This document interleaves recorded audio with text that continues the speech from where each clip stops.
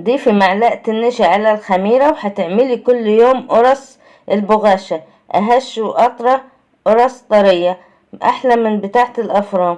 تعالي هقولك ازاي تعملي قرص طرية احلى من بتاعة الافران بشوية زيت وشوية دقيق. اقولك على السر اللي هيخليها احلى واهش قرص طرية.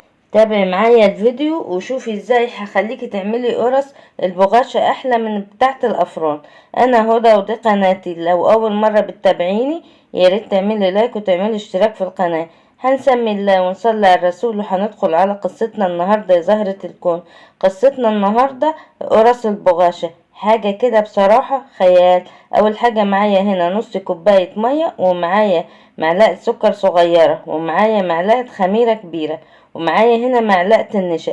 ده ايه اللي انا بعمله؟ ده المحسن الطبيعي اللي هيخلي لك القرص طرية وهيخليها ناعمة معاكي.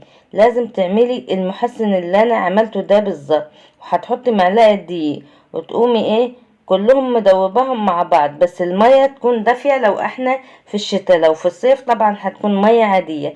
وتسيبي الخميرة او المحسن اللي انا عملته ده سيبيه يخمر جنبك مثلا من 10 دقايق لربع ساعة. لازم يخمر معاكي ويعبي البرطمان زي ما انا هوريهولك بالظبط. هنا هحضر برضو ايه باقي السوائل معايا 3 معالق من السكر. لو عايزة تزودي السكر زوديه عادي معلقة واحدة، وحطيت نص كوباية لبن، وحطيت ربع كوباية زيت وعليهم معلقة سمنة. عايزة تستخدمي الكمية كلها زيت مفيش مشكلة، يعني زيت وسمنة مع بعض حلوين، زيت وزبدة برضو مفيش اي مشكلة. وحطيت نص كوباية مية، بقى كده المية معايا باللبن كوباية ونص بالظبط. حطيت 3 معالق سكر ونص كوباية مادة دهنية زي ما انت شايفة هنا ايه. دوبتهم كويس مع بعض. طبعا لازم اللبن برضو يكون دافي والمية تكون دافية. هنا معايا نص كيلو من الدقيق، عليه نص معلقة صغيرة من الملح، وعليه معلقة ممسوحة صغيرة من البيكنج باودر.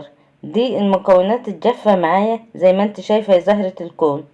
قلبيهم كده كويس، وبعد كده هنسيب الخميرة زي ما قلتلك لازم تخمر معاكي عشان تدينا النتيجة الصح او المحسن يبقى معانا مظبوط.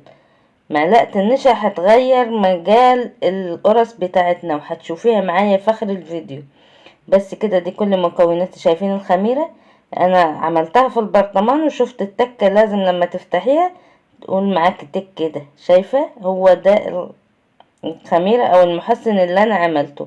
بنحط له معلقتين مية عشان ننزل كل الموجود في البرطمان. حطيت المواد السائلة زي ما انت شايفة معايا كده. هنعجن هنا العجينة، انا عايزاها طرية بس ما تلزقش، عايزاها طرية خالص زي ما انت هتشوفيها معايا بالظبط. الاول انا هحركها بالمعلقة او هلمها بالمعلقة، وبعد كده هستخدم ايدي يا زهرة الكون. شوفي معايا قوام العجينة عامل ازاي. زي ما قلت لك انا بقلبها بالمعلقة وبعد كده هستخدم ايدي عادي مفيش اي مشكلة. اهم حاجة تبقى العجينة معايا طرية زي ما انا هوريها لك كده بالظبط. يبقى اخد نص كيلو الدقيق اخد معايا كوباية ونص من المية، وممكن يزيد معاكي معلقة او معلقتين. دي المكونات مظبوطة 100% يا زهرة الكون. زي ما انت شايفة بصي هتلاقيها ملزقة بايد اللي انا بعجن بيها، بس لما احط ايد اللي ما فيهاش عجين هتلاقيها مش ملزقة. هوريكي برضو الاختبار ده عملي قدام عينك كده يا زهرة الكون. شايفين هو ده القوام اللي انا عايزاه. بصوا تحسوها ملزقة، هي فعلا بتبقى ملزقة بايدك اللي انت بتعجني بيها، بس بتحط ايدك التانية. شايفة معايا هو ده القوام اللي انا عايزاه عشان تديكي النتيجة ممتازة للقرص الطرية بتاعتنا. بصي تحفة. بس كده العجينة انا هنا مش هخمر، انا هريحها بس لغاية ما ما احضر الصواني بتاعتي واشتغل فيها على طول. هخمرها بعد ما احطها على الصواني يا زهرة الكون. تابعي معايا الفيديو كويس واسمعيني كويس، وانا بعتذر عن صوتي يا جماعة. زي ما انتوا شايفين صوتي متغير شوية معلش. بصوا تلفوها كويس وتقفلوها كويس. عايزين النتيجة الصح للقرص بتاعتكم لفيها كويس واخدميها كويس بين ايديك عشان وشها يلمع، وفي نفس الوقت تبقى تقفليها كويس من تحت عشان ما تبقاش فيه فتحات كتير للقرص بتاعتك لفيها كده كويس بين ايديكي، او ممكن تعمليها على الرخامة مثلا تلفيها كويس.